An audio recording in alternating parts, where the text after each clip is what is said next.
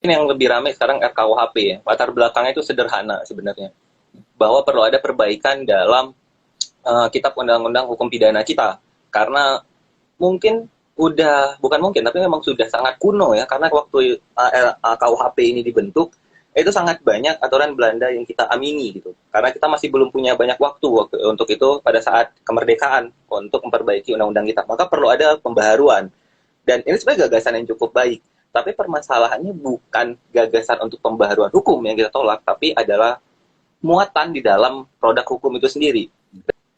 Dan ada satu prinsip dalam hukum yaitu ultimum remedium, di mana hukum pidana adalah pilihan paling terakhir setelah kaidah-kaidah yang lain gagal. Setelah kaidah masyarakat, kaidah sosial, kaidah susila, kaidah agama mungkin gagal mengontrol orang atau gagal membentuk pribadi orang, perilaku orang, maka kaidah kaidah hukum pidana lah yang harus mengontrol ini. Nah, kata kuncinya adalah hukum pidana adalah jalan terakhir. Dan jika segala hal dipidanakan, itu secara tidak langsung menggambarkan bahwa lembaga-lembaga lain yang juga mengontrol perilaku kita, dalam hal lembaga agama, institusi agama, itu telah gagal dalam bentuk pribadi kita. Teman-teman melihat banyak sekarang startup yang PHK tanpa ada jaminan yang jelas, ya itu makan tuh dasar kalau kaum menengah ngehe yang nggak mau nolak Omnibus Law kemarin, kerjanya di startup merasa aman, sekarang kalian terancam dengan kehidupannya, waktu buruh yang kerja yang buruh kasar akhirnya menolak, itu kalian kemana?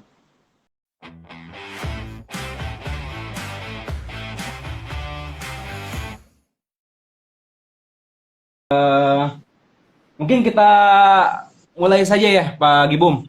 Jadi saya ucapkan sebelumnya selamat datang terlebih dahulu kepada teman-teman yang hadir di live IG PC IMM cabang Kota Bandung hari ini, yang dimana kita untuk hari ini itu akan membahas soal gimmick-gimmick dari RKUHP, begitu. Yang dimana gimmick-gimmick RKUHP ini kami selaku pimpinan cabang Ikatan Mahasiswa Muhammadiyah Kota Bandung itu akan membahas gimmick-gimmick RKUHP dengan salah satu narasumber yang cukup apa ya? Nggak cukup sih sebetulnya mah.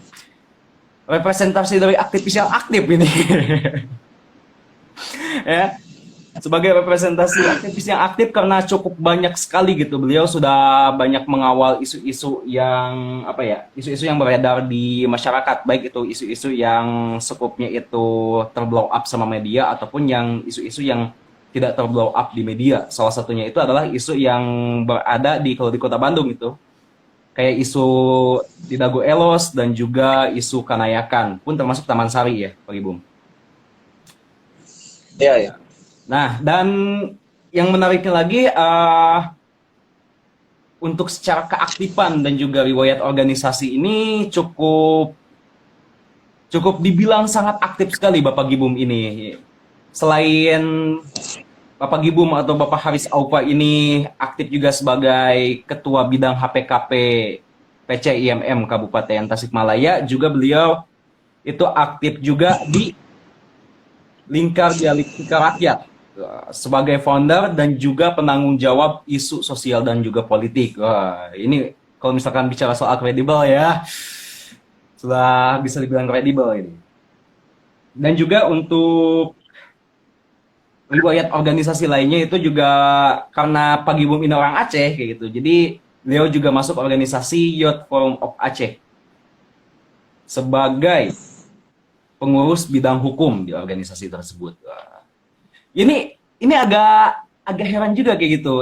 Anda ini kuliah di manajemen, ya, tapi senang dengan isu-isu Iya, yang bahasanya itu seputar politik. Terus juga senang dengan bahasa-bahasa yang seputar apa ya, bahasanya itu lingkupnya itu seputar hukum kayak gitu. Sebelumnya nih, sambil teman-teman kenal juga sama pematerinya, kenapa Anda itu malah tidak sesuai dengan jurusan kayak gitu terhadap hobi-hobi atau aktivitas yang dilakukan? sebenarnya sederhana sih. Kita kan sebagai manusia ini memiliki banyak kapasitas sebenarnya, nggak hanya dalam satu bidang. Dan ini bisa kita kembangkan ke dalam banyak aspek-aspek.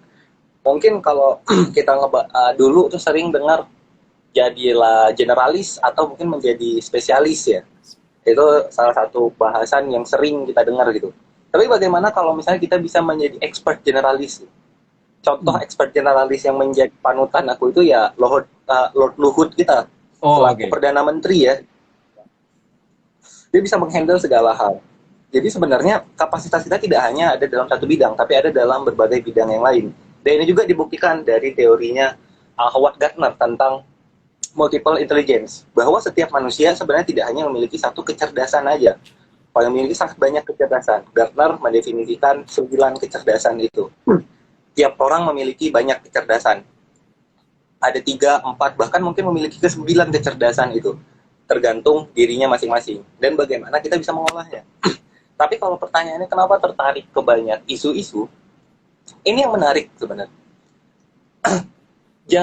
Aku menolak bahwa keilmuan aku mengkungkung aku ke dalam suatu bahasan tertentu aja. Hmm. Oke, mungkin kita melihat permasalahan-permasalahan sosial tidak semuanya bisa kita bedah melalui cara pandang manajemen ya. Apalagi aku fokusnya di manajemen bisnis karena itu termasuk ke dalam ekonomi mikro. Masih kecil banget sebenarnya ngomongnya. Kalau mungkin ngomong marketing atau ngomong HR, human resource, itu mungkin masih bisa nyambung. Tapi gimana kalau misalnya aku ingin membahas sebagai kebijakan ekonomi dari negara? Banyak hal yang terkait dengan aspek masyarakat gitu yang tidak bisa dicakup dalam manajemen bisnis. Maka aku akhirnya mau tidak mau dituntut untuk mempelajari banyak ilmu lainnya atau at least setidaknya tertarik dengan ilmu-ilmu lain agar analisa aku terhadap permasalahan sosial itu jauh lebih mendalam. Oke, Pak Gibom, kita langsung saja mungkin untuk menghemat waktu. Sebelum kita membahas soal gimmick dari RKUHP sendiri nih, penting mungkin bagi kita untuk menyamakan persepsi dulu gitu perihal isu-isu yang dibahas, yang di mana alasan kenapa diskusi ini dibentuk itu sebelumnya ada obrolan terlebih dahulu gitu antara saya pribadi dengan Bapak Gibum perihal pada saat itu kami membahas seputar RKUHP dan kebetulan gitu Pak Gibum ini memberikan satu perspektif yang wah ini bisa masuk dalam kategori unpopular opinion gitu, opini atau Iya, pembahasan atau analisis atau observasi yang dimana observasi ini tuh belum pernah terdengar sebelumnya. Oh kok bisa kepikiran sampai ke sana gitu. Jadinya ini unik gitu. Yang dimana secara simpelnya adalah dimana konklusi dari obrolan kita itu adalah RKUHP itu adalah isu yang sengaja di blow up ke media untuk menutupi isu yang lebih besar dibandingkan RKUHP, yakni RUU Omnibus Law. Yang dimana skemanya itu adalah RKUHP di blow up ke media terus dijadikan sebagai isu utama, kemudian skemanya itu adalah mahasiswa kemudian turun ke jalan menolak RKUHP, tapi yang jadi goal sebenarnya dari pemerintah itu bukan RKUHP-nya, melainkan pengesahan Undang-Undang Omnibus Law, yang dimana mungkin secara apa ya, secara dampak kerugian gitu, bisa dibilang Omnibus Law ini lebih masif dibandingkan RKUHP. Nah, kurang lebih seperti itu teman-teman, alasan kenapa diskusi ini diadakan. Dan untuk awal-awal nih Pak Gibum, kita samakan dulu persepsinya dengan teman-teman juga. Bisa dijelaskan secara singkat nggak tentang apa itu RKUHP, apa itu tentang RUU PPP, yang dimana RUU ini tuh menjadi salah satu penjegal alasan kenapa tidak diterimanya oleh MK Undang-Undang Omnibus Law itu sendiri, dan juga apa pentingnya bagi kita sebagai mahasiswa untuk memahami dan mengerti perihal soal RKUHP, RUU P3 ini, dan juga RUU Omnibus Law. Silakan. nah pertama kita harus pahamin dulu, mungkin yang lebih ramai sekarang RKUHP ya. Latar belakangnya itu sederhana sebenarnya, bahwa perlu ada perbaikan dalam kitab undang-undang hukum pidana kita. Karena mungkin bukan mungkin, tapi memang sudah sangat kuno ya, karena waktu KUHP ini dibentuk, itu sangat banyak aturan Belanda yang kita amini gitu. Karena kita masih belum punya banyak waktu untuk itu pada saat kemerdekaan untuk memperbaiki undang-undang kita. Maka perlu ada pembaharuan. Dan ini sebenarnya gagasan yang cukup baik. Tapi permasalahannya bukan gagasan untuk pembaharuan hukum yang kita tolak, tapi adalah muatan di dalam produk hukum itu sendiri. Dan teman-teman mungkin bisa melihat sangat banyak ya yang sudah menganalisanya, terutama dari NGO atau LSM, sebutlah contohnya mungkin YLBHI, Kontras, atau mungkin wali dan lain sebagainya yang sangat fokus pada bagian-bagian tertentu dalam RKUHP ini, karena ini bermasalah sebenarnya, sangat banyak permasalahan, terutama dia menyinggung banyak aspek-aspek dalam masalah urusan pribadi dan privat gitu. Dalam permasalahan RKUHP mungkin ada teman-teman yang kalau misalnya mengenai poin-poin permasalahan itu banyak sebenarnya bertebaran di dunia maya. Bahkan mungkin di Instagram saya rasa sudah sangat banyak. Kajiannya ada berseliweran dimanapun gitu. Tapi ada satu hal yang perlu kita lihat juga dari RKUHP, bahwa dalam hukum sebenarnya banyak, dalam kehidupan sangat banyak kaidah yang mengatur kehidupan kita. Salah satunya adalah kaidah hukum itu sendiri. Ada juga masalah kesusilaan, masyarakat, agama, itu semua yang mengontrol perilaku kita dalam bernegara dan berkehidupan. Dan ada satu prinsip dalam hukum, yaitu ultimum remedium, di mana hukum pidana adalah pilihan paling terakhir setelah kaidah-kaidah yang lain gagal. Setelah kaidah masyarakat, kaidah sosial, kaidah susila, kaidah agama mungkin gagal mengontrol orang atau gagal membentuk pribadi orang, perilaku orang, maka kaidah kaidah hukum pidana lah yang harus mengontrol ini. Nah, kata kuncinya adalah hukum pidana adalah jalan terakhir. Dan jika segala hal dipidanakan, itu secara tidak langsung menggambarkan bahwa lembaga-lembaga lain yang juga mengontrol perilaku kita, dalam hal lembaga agama, institusi agama, itu telah gagal dalam bentuk pribadi kita. Ini akan jadi pertanyaan yang sangat jauh kita bahas mengenai RKUHP. Dan hukum sendiri itu setidaknya harus memuat 3 hal, yaitu adalah jebot, suruhan, verbot, larangan, dan mogen, kebolehan. Teman-teman hukum bisa menganalisa ini jauh lebih dalam. Ada sangat banyak kerancuan-kerancuan juga dalam KUHP, karena tidak jelas apakah ini suruhan, larangan, ataupun mungkin suatu kebolehan. Nah, ada hal yang bertabrakan di sini. Mengenai RKUHP, saya rasa ini sudah ramai dibicarakan, bahkan mungkin di dalam kampus-kampus sendiri sudah banyak kajian-kajian, dan teman-teman pun saya rasa sudah mengkaji ini dan mulai mengikuti isu ini. Tapi yang menarik untuk kita lihat adalah kenapa negara mau mengesahkan undang-undang yang tidak direvisi gitu. Ini ada suatu rancangan yang tidak direvisi dari 2019. 3 tahun berselang, akhirnya tidak ada perubahan signifikan. Bahkan beberapa anggota Dewan menyatakan sama dengan tahun 2019. Perlu diingat, pada tahun 2019, ratusan ribu mahasiswa itu turun ke jalan. Di Jakarta aja ada puluhan ribu. Belum lagi menghitung kota dan kabupaten lain. Atau mungkin aksi-aksi simbolik dalam kampus masing-masing. Ada sekitar ratusan ribu mahasiswa yang turun. Tidak termasuk juga dengan praktisi hukum, masyarakat, dan lain sebagainya yang ikut turun menolak ini. Kenapa? Akhirnya negara mau mengajukan ulang atau mensahkan lagi suatu produk hukum yang itu mendapatkan penolakan besar dari masyarakat. Di sini pertanyaan menarik muncul, karena cara kerja negara itu nggak seperti itu. Teman-teman bisa melihat saat negara itu bergerak cepat dalam membuat produk hukum, itu biasanya sangat berkaitan dengan kepentingan global, kepentingan para pemodal di sana. Contoh, Omnibus Law hanya disahkan dalam beberapa minggu saja, hanya beberapa bulan, itu sudah disahkan. Mulai dari rancangan sampai penetapannya, pengesahannya, itu hanya berselang beberapa bulan. Kenapa negara bisa secepat itu? Karena memang itu ada kepentingan yang luar biasa di belakangnya. Mungkin teman-teman di sini bisa berpendapat bahwa itu membuka lapangan pekerjaan. Ya benar, memang Omnibus Law membuka lapangan pekerjaan, tapi tidak memanusiakan manusia. Kita bisa membahas ini lebih jauh lagi sebenarnya.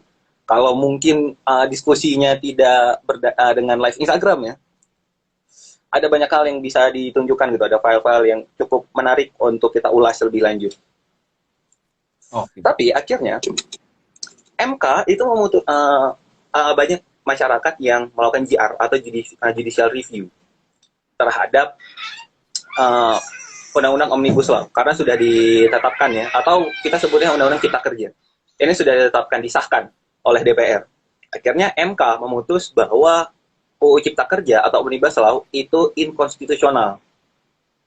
Tapi anehnya MK memberikan waktu 2 tahun untuk perbaikan Omnibus Law. Dan kenapa MK menetapkan bahwa Omnibus Law ini inkonstitusional? Karena dia bertentangan dengan Undang-Undang P3 atau peraturan pembuat perundang-undangan. Nah, undang-undang tentang pembentukan perundang-undangan. Di sini, tata cara pembuatan Omnibus Law atau Undang Cipta Kerja itu tidak sesuai dengan aturan tadi. Maka aturannya tidak sah. Dari MK, kenapa tidak langsung dicabut secara keseluruhan? Karena ditakutkan akan mengganggu kinerja atau hal-hal lain yang sudah dijalankan oleh pemerintah. Teman-teman bisa melihat lebih lanjut itu di dalam keputusan dari MK. Itu ada poin-poinnya.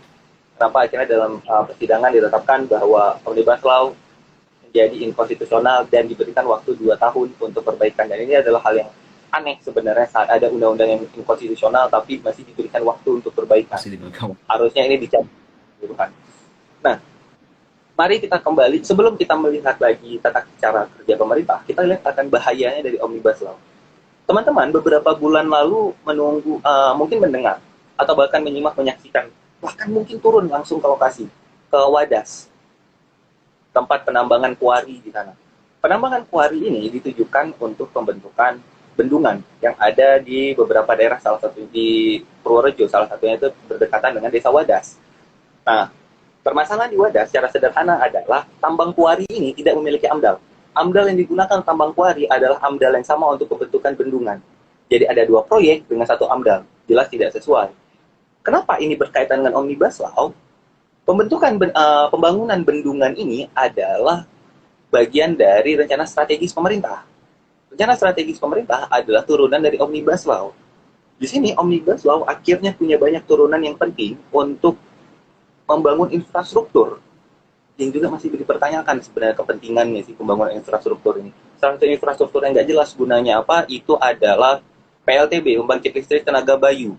Ya, mungkin teman-teman yang lupa, Indonesia itu punya kincir angin loh, yang nggak tahu gunanya apa. Oh ya, di mana tuh? Bentar, aku searching dulu. Itu udah lama loh, tahun berapa? 2000 Sidrap, di Sidrap. Nah, pembangkit listrik tenaga bayu ada di Sulawesi Selatan. Sulawesi Selatan. Ya. Nah, permasalahan kita lihat kenapa aku bilang ini nggak penting, karena sebenarnya Indonesia berada di wilayah tropis yang anginnya itu bukan sumber daya energi yang cukup baik. Harusnya sebenarnya kalau mau kita pakai tenaga surya gitu, atau bahkan karena kita wilayahnya maritim, kita pakai itu gelombang laut, atau mungkin panas bumi yang juga jadi perdebatan sebenarnya. Tapi PLTB ini nggak ada gunanya sih. Dan itu pemerintah sebenarnya banyak melakukan tindakan infrastruktur yang tidak jelas gunanya bagi masyarakat. Atau mungkin jalan tol di Papua yang fokusnya bukan melewati daerah pemukiman masyarakat, tapi membangun alur produksi yang lebih baik gitu. Jadi nggak melewati pemukiman gitu atau tempat-tempat hidup masyarakat, tapi malah malah berfokus untuk pembangunan ekonomi aja gitu. Dan ini masih nggak jelas sebenarnya. Mari kita balik lagi ke Omnibus Law. Omnibus Law dicap inkonstitusional karena bertentangan dengan MK.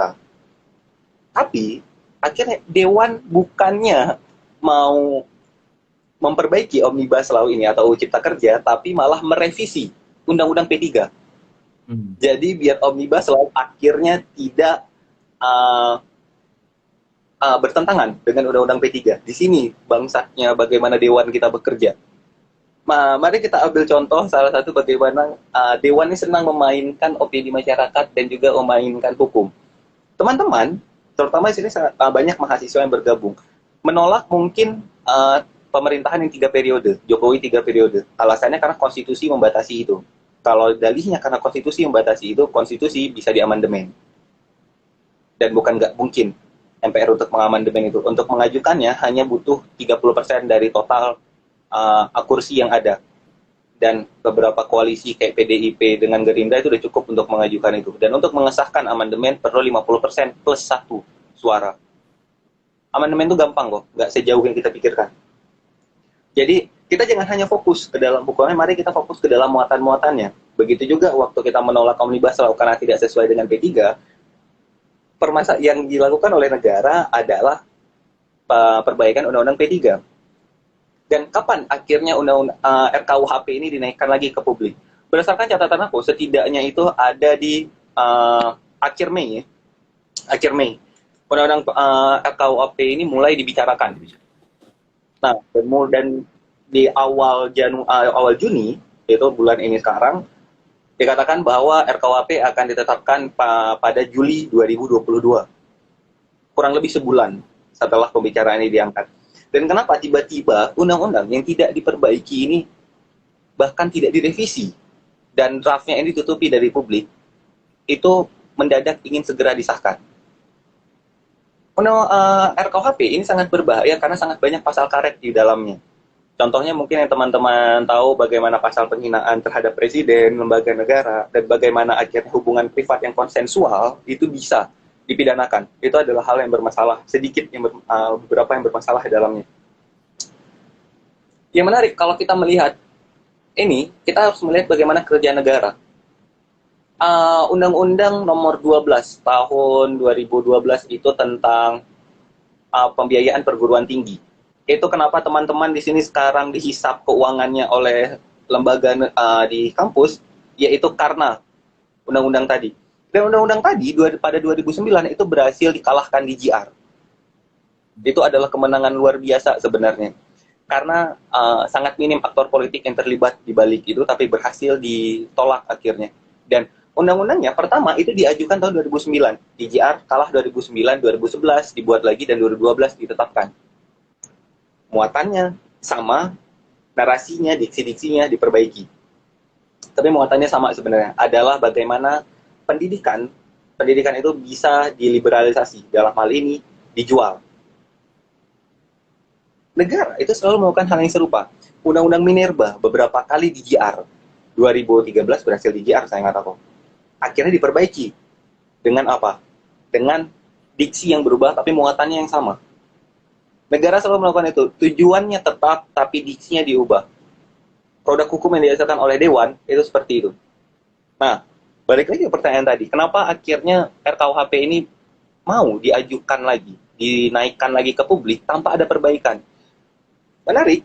Teman-teman mungkin ingat saat dulu pembahasan tentang RUU RKUHP pertama kali 2019, itu akhirnya undang-undang Minerba disahkan tanpa ada orang yang fokus sama sekali ke sana.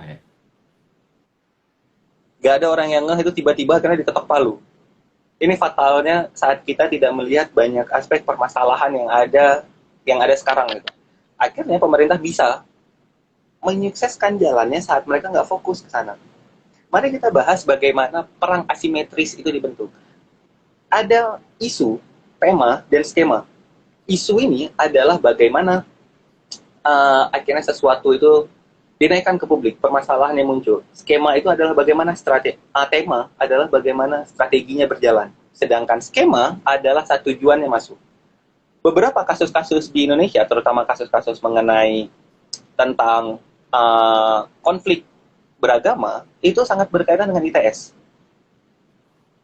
Aku nggak akan nyebut beberapa, tapi coba teman-teman lihat apa yang terjadi saat ada konflik antar kelompok beragama di Indonesia. Di beberapa wilayah, di Sulawesi, di Kalimantan. Muncul konflik beragama antara Sunni dan Syiah, terus itu adalah isunya. Temanya akhirnya mereka diungsikan. Desa itu, wilayah itu akhirnya dikosongkan karena takut muncul permasalahan yang lebih besar di sana. Tapi permasalahan skemanya masuk saat nggak ada masyarakat dalam desa itu akhirnya digunakan untuk tambang. Dan nggak ada masyarakat yang bisa ngawasin itu. Akhirnya pengusaha, dan aparat itu bekerja sama dan masalahnya selesai. Yang termasuk Poso juga gak sih? Iya, salah satunya.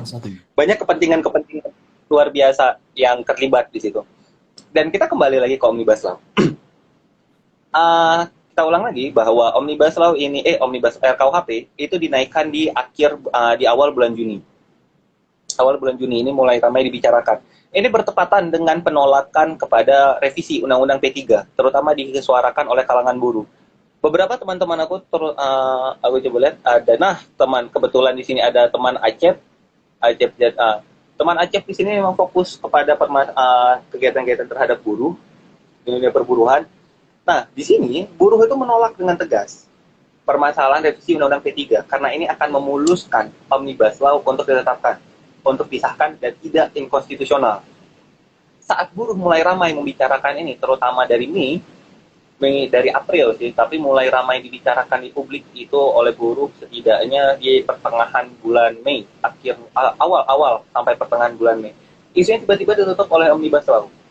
Dan satu hal yang menarik, saat kita semua fokus tentang RKUHP,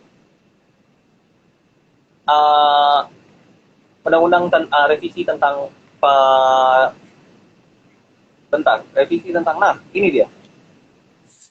Revisi tentang undang-undang P3 itu udah disahkan pada 16 Juni. Iya, disahkan. Makanya P3. Dan kita sangat nggak berfokus pada permasalahan itu. Padahal kalau misalnya kita melihat aspek yang jauh lebih parah sebenarnya adalah saat Omnibus Law ini bisa berjalan. Karena kerusakan yang diberikan itu sangat besar ketimbang dari RKUHP. RKUHP ini akan menjadi pasal karet baru sebenarnya. Jadi hal yang lebih berbahaya daripada UU ITE. Tapi fokusnya hanya di dalam kriminalisasi. Omnibus Law itu berkaitan juga dengan kriminalisasi, perusakan alam, lingkungan, pencerabutan hidup, penggusuran, dan lain sebagainya di sana. Bahkan tentang PHK.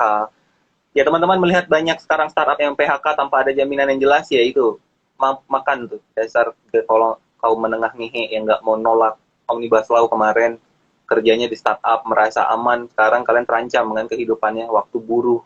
Yang buruh kasar akhirnya menolak itu, kalian kemana? Terancam akhirnya. Kerusakan yang diberikan akan jadi lebih baik Omnibus Law ketimbang RKUHP. Tapi disinilah uniknya negara. Negara akhirnya menaikkan RKUHP, P3-nya berhasil untuk disahkan, dan negara masih mau untuk mensahkan RKUHP. Mari kita lihat sekarang apa sebenarnya yang ingin disembunyikan negara, atau ada kepentingan apa di balik dari pengesahan RKUHP. Karena negara itu adalah suatu suprastruktur. Dia adalah suatu lembaga yang dimana suprastruktur itu akan bekerja berdasarkan basisnya. Dan menurut pembacaan aku, mungkin teman-teman bisa berbeda. Menurut pembacaan aku, basis dari negara ini terutama adalah kapitalisme. Maka dia akan bekerja untuk kepentingan dari kapitalis. Dan mari kita lihat apa sebenarnya yang penting bagi RKUHP. Tapi menurut aku, salah satu yang pentingnya adalah meredam kritik. P3 udah disahkan, Omnibus Law kemungkinan sebentar lagi tidak akan inkonstitusional, akan sangat banyak penolakan. Saat RKUHP disahkan juga, ditetapkan juga, sangat banyak pasal untuk menghantam orang-orang yang berani bersuara. Di situ akan menjadi fatal. Akan ada upaya kriminalisasi yang berlebihan di sana. Akhirnya kita akan benar-benar di bawah pengaruh dan kontrol dari negara tanpa bisa melakukan apapun. Jadi langkah utamanya sudah tercapai, sekarang langkah sekundernya untuk penunjang kepentingan kapitalis tadi adalah menetapkan RKUHP yang problematik ini. Oh, I see. Sangat terintegrasi berarti ya. Oke. Bisa kasih contoh nggak? Yang mungkin contoh yang simple, yang mungkin bisa dipahami juga bahkan sama teman-teman yang mungkin baru pertama kali mendengar isu RKUHP ini gitu. Simpelnya gitu, simpel pengintegrasian. Atau mungkin kalau misalkan ada contoh yang sudah ada sebelumnya secara historis gitu. Perihal pengintegrasian isu ini. Banyak kepentingan-kepentingannya seperti itu, tapi negara itu nggak bekerja sendiri sebenarnya. Hal-hal yang dilakukan oleh negara itu selalu berkaitan dengan kepentingan-kepentingan global, dan apapun yang berkaitan dengan itu penting. Contohnya waktu kemarin tentang undang-undang pembiayaan perguruan tinggi, pendanaan perguruan tinggi yang mengatur tentang UKT, PTNBH, dan lain sebagainya, itu berkaitan juga dengan bantuan dari IMF.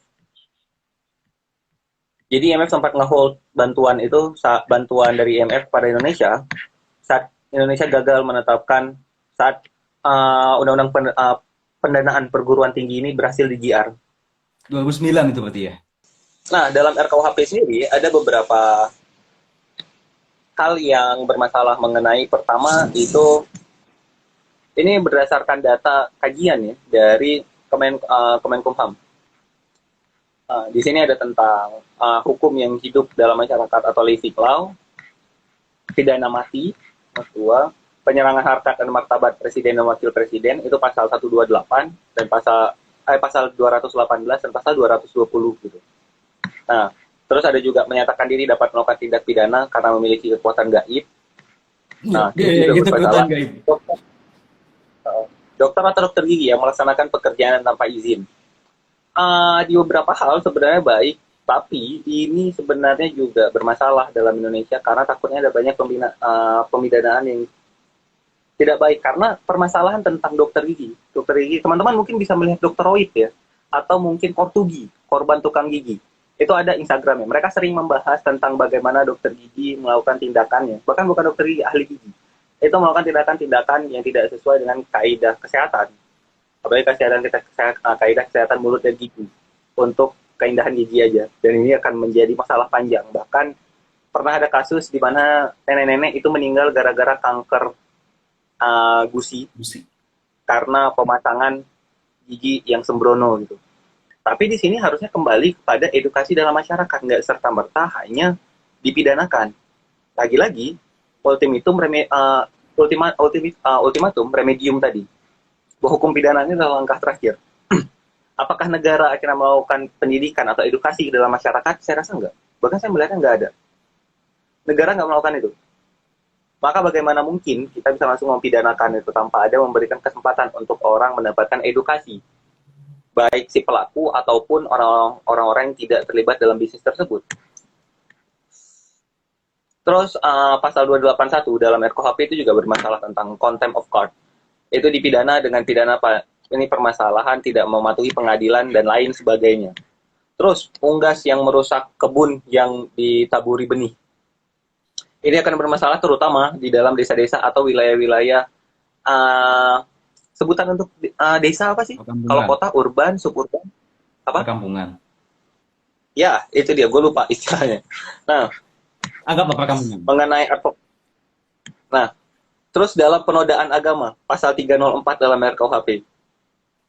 Setiap orang di muka umum yang menyatakan perasaan atau melakukan perbuatan yang bersifat permusuhan atau penodaan terhadap agama yang dianut di Indonesia dipidana dengan pidana penjara paling lama 5 tahun atau pidana denda paling banyak kategori 5. Di situ permasalahannya.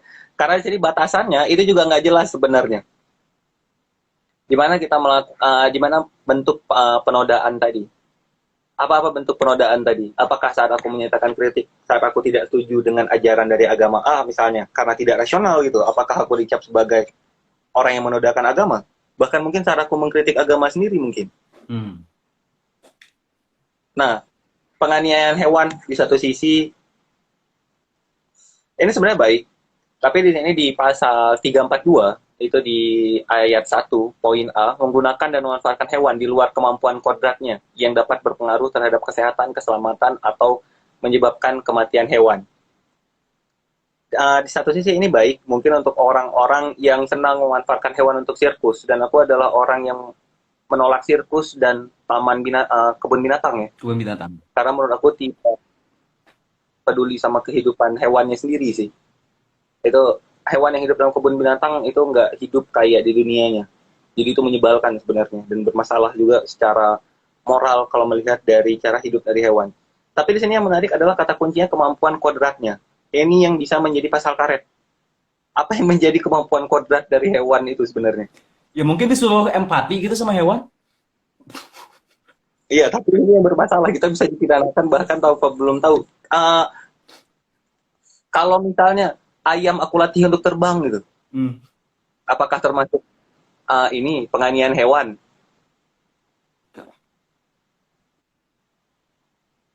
Enggak. Itu bermasalah. Dan kalau muncul dalam kemampuan kodratnya, berarti orang-orang yang naik ke atas punggung dari gajah itu juga bisa dipidana loh. Bisa dipidana. Karena punggung gajah itu nggak kayak bentuk tulang punggungnya kayak tulang punggung dari kuda. Bentuknya itu ada sedikit kayak gerigi. Aku lupa sebutannya apa. Jadi nggak datar kayak tulang punggung dari manusia. Otomatis menahan beban. Dan sangat besar kemungkinan gajah itu untuk bisa patah tulang sih. Dan biasanya mereka punya cedera setelah bertahun-tahun melakukan itu. Terus hal ke-11 yang menjadi isu krusial itu adalah alat pencegah kehamilan dan penggugur kandungan. Alat kontrasepsi ya. Urusan privat tadi diatur oleh negara. Terus juga tentang penggelandangan, itu nomor 12, ini menarik karena setiap orang yang bergelandang di jalan atau tempat umum yang mengganggu ketertiban umum dipidana dengan pidana denda paling banyak kategori 1. Lagi-lagi, ini pertanyaannya, negara udah menyelesaikan permasalahan dari akarnya belum? Kenapa hukum pidana akhirnya dimajukan paling depan untuk menyelesaikan segala permasalahan? Ini jelas sudah nggak sesuai lagi dengan yang aku sebut tentang prinsip ultimum remedium tadi. Harusnya hukum pidana itu ditempatkan paling akhir. Tapi kenapa negara dalam masalah penggelandangan ini, negara melakukan pidana itu sebagai tindakan awal? Apakah negara benar-benar menjamin keselamatan dari masyarakatnya, keselamatan dari rakyat, pendidikan dari rakyat, jaminan hidup dari rakyat, apakah sudah diberikan secara sepenuhnya oleh negara, sehingga tidak ada alasan lagi untuk menjadi gelandangan? Faktanya enggak, mereka karena masalah terhimpit ekonomi, selain negara nggak memberikan kehidupan bagi mereka, negara membatasi hak mereka untuk bertahan hidup. Ini yang pertama. Terus tentang pengguguran kandungan, teman-teman yang terlibat dalam isu gender mungkin akan sangat terdidik mengerikan dengan permasalahan ini, terdidik ngeri, karena pengguguran kandungan itu dipermasalahkan di pasal 469, 467, 468. Pasal 470 juga, 471, 469. Nah, dan kalau misalnya kita ngomong tentang masalah privat, masalah perzinaan juga, dan perzinaan dan kohabitasi, itu kumpul kebo, mungkin bahasa yang umum digunakan, itu juga bisa dipermasalahkan. Pertanyaannya adalah, bagaimana mungkin hukum yang tidak merugikan negara, itu akhirnya dipidanakan gitu. Ada sebenarnya banyak permasalahan dalam RKUHP. Kenapa akhirnya sekarang kita harus lebih fokus pada RKUHP? Karena dalam P3 kita udah gagal melakukan gelombang penolakan. Sehingga Omnibus Law pada akhirnya akan secara otomatis sah berarti untuk kedepannya. Karena P3 ini udah disahkan. Terus kalau misalkan kita mau menolak P3 gitu, misalkan kita mau melakukan penolakan P3 lagi, itu kan si pembahasan rancangan revisi untuk mengubah P3-nya kembali menjadi sedia kala misalkan. Itu kan perlu prolegnas terlebih dahulu, perlu didaftarkan terlebih dahulu, perlu ada pengusulan terlebih dahulu, seperti itu. Itu pasti bakal akan lama, dan juga pengawalan dari masyarakat atau dari mahasiswa pun ya mungkin tidak akan terlalu intens gitu. Sementara untuk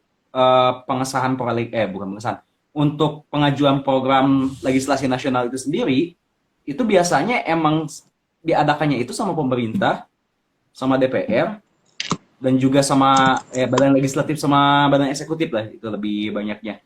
Yang dimana secara kulturnya juga untuk hari ini anggota legislatif itu cukup agak tertutup untuk menerima aspirasi dari masyarakat, khususnya hal-hal yang bersifat menyinggung kepentingan negara gitu. Lantas bagaimana gitu? Nah, sebenarnya ini akan kembali kepada putusan dari MK sendiri, apakah dia akan langsung berlaku atau enggak. Tapi kalau misalnya kita melihat dari salah satu adagium hukum, salah satu adagium yang menarik sebenarnya yang sering juga aku gunakan, nullum delictum nulla poena sine pravea lege poenali. Itu adalah asas legalitas. Artinya, hukum itu dia nggak berlaku ke belakang. Hukum itu berlaku setelah ditetapkan. Okay. Nah, kalau misalnya kita artikan secara bahasa, itu tadi tidak ada delik, tidak ada pidana tanpa peraturan terlebih dahulu.